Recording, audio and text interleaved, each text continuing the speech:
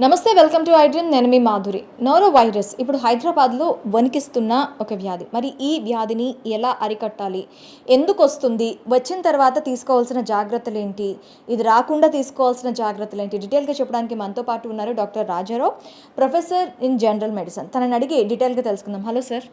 Sir, noro virus, అసలు ఈ virus ఎందుకు వస్తుంది? అంటే ఇది contamination of food and water, అంటే కలుషితమైన ఆహారం కానీ లేకపోతే నీరు కానీ తీసుకోవటం వల్ల ఈ వైరస్ ఒకళ్ళ నుంచి ఒకళ్ళకు స్ప్రెడ్ అయ్యే అవకాశం ఉంటుంది. ఇది హైలీ ఇన్ఫెక్టివ్ డిసీజ్, అంటే దీని వ్యాప్తి అనేది చాలా ఫాస్ట్గా ఉంటుంది. సో ఇన్ఫెక్టివిటీ రేట్ ఎక్కువగా ఉంటుంది. సో యూజువల్గా ఏంటంటే ఈ మలంతో కూడిన ఈ కంటామినేషన్ వల్ల ఈ నోరో వైరస్ అనేది వ్యాప్తి చెందుతుంది. అయితే ఈ నోరో వైరస్ ఉన్నవాళ్ళు వాళ్ళు చేతులు శుభ్రంగా కడుక్కోకుండా, లేకపోతే వాళ్ళ బాడీ ఫ్లూయిడ్స్ కానీ అవి కంటామినేట్ అయ్యి వేరే వాళ్ళకి ఇది సంక్రమించే అవకాశం ఉంటుంది. ఓకే, ఇది రాకుండా ఉండాలి అంటే ఎలాంటి జాగ్రత్తలు తీసుకోవాలి సార్? రాకుండా ఉండాలంటే బేసిక్గా మనకి ఈ శుభ్రత, అంటే పర్సనల్ హైజీన్ అనేది చాలా ఎక్కువగా ఉండాలి. అంటే ఫ్రీక్వెంట్గా హ్యాండ్ వాష్ చేసుకుంటూ ఉండాలి. ఈ మోషన్కి పోయి వచ్చినా కానీ, తర్వాత ఈ తినే ముందు కానీ, లేకపోతే వంట చేసే ముందు, లేకపోతే వడ్డించే ముందు, లేకపోతే యుటెన్సిల్స్ ఇవన్నీ కూడా నీట్గా పెట్టుకోవాలి. తర్వాత ఈ ఎప్పుడు కూడా ఈ తాజా ఫుడ్ని, ఫ్రెష్ ఫుడ్ని తీసుకోవాలి. సో ఇట్లా మన పర్సనల్ హైజీన్ తోటి, తర్వాత ఈ డిసీజ్ ఉన్నవాళ్ళు ఎవరైతే ఉంటారో వాళ్ళు చాలా కేర్ఫుల్గా ఉండాలి. వాళ్ళకి సర్వ్ చేసేటప్పుడు కానీ, లేకపోతే వాళ్ళతో ఉన్న వాళ్ళు కూడా చాలా కేర్ఫుల్గా ఉంటే, అంటే అది బేసిక్గా వాళ్ళని టచ్ చేసినప్పుడు, అంటే మామూలుగా ఈ కంటామినేషన్ అనేది ఎట్లా ఉంటుంది వీళ్ళల్లో, ఈ లక్షణాలు బేసిక్గా ఏంటంటే severe vomitings, loose motions, cramps in the abdomen, అంటే కడుపు నొప్పి, మెల్లేసినట్టు కడుపు నొప్పి రావటము, ఇటువంటి వాటి లక్షణాలు. కొందరిలో కొంచెం ఫీవర్ వస్తుంది, చలితోడు కూడా ఉండొచ్చు, బాడీ పెయిన్స్, హెడేక్, వీక్నెస్ ఇటువంటివి కూడా ఉండొచ్చు. కానీ మోస్ట్లీ ఇది సివియర్ వామిటింగ్స్, లూజ్ మోషన్స్, కడుపు నొప్పి దీంతో ఉంటాయి. కాబట్టి ఈ వామిటింగ్స్ కానివ్వండి, లేకపోతే ఆ లూజ్ మోషన్స్, ఆ మోషన్ కానివ్వండి, దాని ద్వారా కంటామినేషన్ ఎక్కువ అవుతుంది. సో కాబట్టి వాళ్ళని సర్వ్ చేసే వాళ్ళు కానీ, లేకపోతే అది సోకిన వాళ్ళు కూడా, ఇప్పుడు వామిటింగ్స్ మన చేతులు ముఖం దుడుచుకోవటం, మూతి దుడుచుకోవటము, లేకపోతే అది కంటామినేషన్ అయితే ఆ హ్యాండ్స్ మళ్ళీ వేరే దగ్గర పెడితే, టేబుల్ మీద పెట్టారనుకోండి, ఆ టేబుల్ ఇన్ఫెక్ట్ అయిపోతుంది. లేకపోతే డోర్ నాబ్స్, డోర్ హ్యాండిల్స్ ఇటువంటివి కూడా అట్లా ఇన్ఫెక్ట్ అయ్యి అది వేరే వాళ్ళు ముట్టుకుంటే వాళ్ళకి ఇట్లా ఒకళ్ళ నుంచి ఒకళ్ళకి వ్యాప్తి చెందే అవకాశం ఉంటుంది. ఓకే, ఇప్పుడు ఈ వ్యాధి తీవ్రత ఎలా ఉండొచ్చు, మనం దీన్ని తగ్గించుకోవడానికి ఏం చేయాలంటారు? అంటే బేసిక్గా చాలామందిలో, అంటే ఈ వైరస్ అనేది హైలీ ఇన్ఫెక్టివ్ ఉంటుంది. అంటే వచ్చిన 3 రోజుల నుంచి, అంటే సిమ్టమ్స్ మొదలైన దగ్గర నుంచి తగ్గిపోయాక కూడా కొన్ని రోజుల వరకు కూడా వీళ్ళు ఇన్ఫెక్టివ్ ఉంటారు.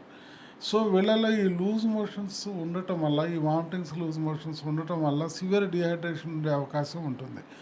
సో ఈ డిహైడ్రేషన్ వల్ల మనం సరైన టైంలో సరిగ్గా మనం సపోర్టివ్ ట్రీట్మెంట్ తీసుకోకపోతే అది వేరే మరణానికి కూడా దారితీసి, అంటే చాలా తక్కువ.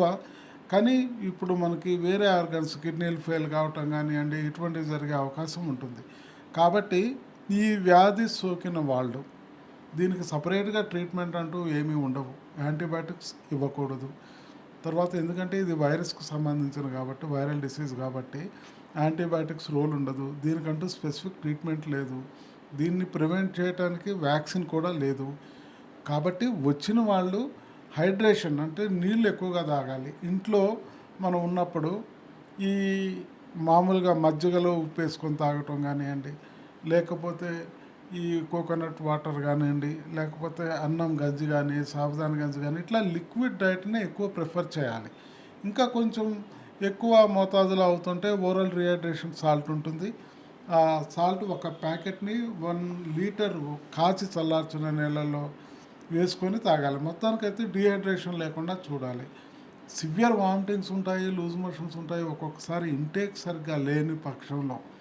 అటువంటప్పుడు మాత్రం దగ్గరలో ఉన్న ఒక ఆరోగ్య కేంద్రాన్ని సంప్రదిస్తే అక్కడ మనం ఐ ఫ్లూయిడ్స్ ద్వారా మనకు సంబంధించిన ఈ డీహైడ్రేషన్ లేకుండా ఏదైతే ఫ్లూయిడ్ లాస్ అవుతుందో దాన్ని రీప్లేస్ చేయడం జరుగుతుంది. ఫ్లూయిడే కాకుండా ఎలక్ట్రోలైట్స్ కూడా లాస్ అవుతాయి కాబట్టి కొందరు ఇట్లా డీహైడ్రేషన్ ఉంది, దాహం ఉందని వేరే కూల్ డ్రింక్ తాగటము, లేకపోతే ఫ్రూట్ జ్యూసెస్ తాగటము, టీ కాఫీ కానీ ఇటువంటిది మొత్తానికి చేయకూడదు. ఇటువంటి ఇంకా తీవ్రమయ్యే అవకాశం ఉంటుంది.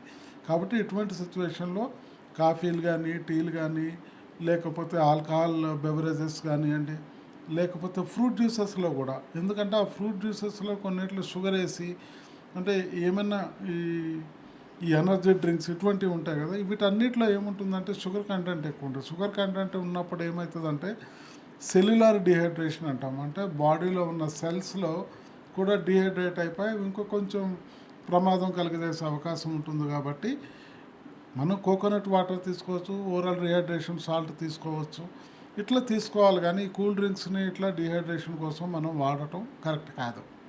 ఓకే, వ్యాధి వచ్చిన వాళ్ళు కానీ లేదు అంటే వాళ్ళు చుట్టుపక్కల ఉండే పరిసరాలు కానీ ఎలా ఉంచుకోవాలంటారు? వచ్చిన వాళ్ళు కానీ అంటే ఇప్పుడు మన ఇల్లే కాకుండా మన ఇంటి పక్కల ఉన్న పరిసరాలను కూడా శుభ్రంగా ఉంచుకోవాలి. ఈగలు ఇటువంటివి లేకుండా చూసుకోవాలి మనం. సో వీటి నుంచి కూడా క్యారీ అవుతుంది ఇది. సో దట్స్ వై మన పరిసరాల్లో కూడా నీరు నిల్వ లేకుండా, ఈ డ్యాంప్ అంటే చిత్తడి నెలలు లేకుండా శుభ్రంగా ఉంచుకోవాలి. సో పరిసరాలు శుభ్రంగా ఉండాలి, పర్సనల్ హైజీన్ ఉండాలి, మన ఇంట్లో శుభ్రత ఉండాలి. దీంతో పాటుగా ఈ లక్షణాలు ఉన్నవాళ్ళు ఫ్రీక్వెంట్గా హ్యాండ్ వాష్ చేసుకొని ఎవరిని ఇన్ఫెక్ట్ చేయకుండా, తర్వాత ఈ లక్షణాలు ఉన్న ఇంట్లో ఉన్న వాళ్ళు కూడా చాలా కేర్ఫుల్గా ఉండాలి. ఫ్రీక్వెంట్గా హ్యాండ్ వాష్ చేసుకుంటూ, తర్వాత వాళ్ళకి సర్వ్ చేయాల్సి వచ్చినప్పుడు కూడా తగు జాగ్రత్తలు తీసుకొని సర్వ్ చేస్తే మనం దీన్ని కొంచెం ప్రివెంట్ చేసుకోవచ్చు. Thank you sir.